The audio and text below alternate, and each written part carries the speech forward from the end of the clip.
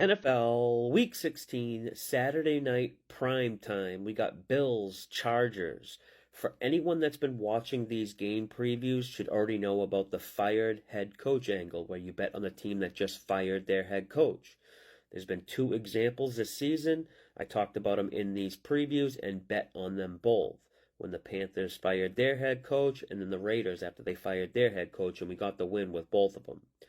After the Chargers' meltdown last Thursday versus the Raiders, where they allowed 9 touchdowns, everyone got fired in the Chargers organization. Not just head coach Brandon Staley, their GM, D-line coach, even the run game coordinator got fired. The new interim head coach is the former outside linebacker coach Giff Smith, who's been with the Chargers for a long time.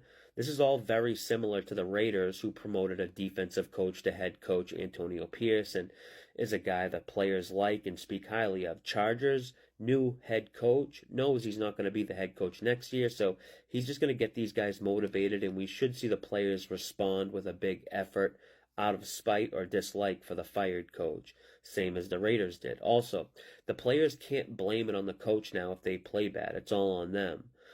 Besides the fired head coach angle, we do have another situation that I always look to bet, and it's the double-digit home dog. Since 2010, double-digit home underdogs are 59-40 against the spread, 60% win rate, and are 12-3 against the spread the last 15. This is just an ultimate buy low, sell high spot too. This adjustment from the look-ahead line is the biggest adjustment of any game this season, not counting games where the line moved due to key injuries or to a QB.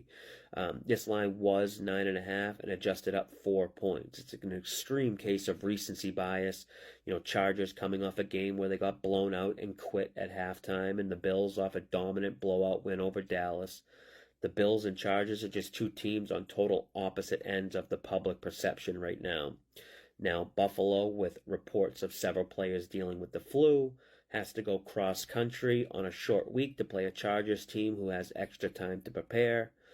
Now, of course, there are reasons why the Chargers are huge underdogs at home. They're going to be without Keenan Allen, who's likely shut down for the year, and they got their backup QB Easton Stick starting, but I think he's going to be okay after a full week of prep, which is a big difference from getting the start on short notice unexpectedly.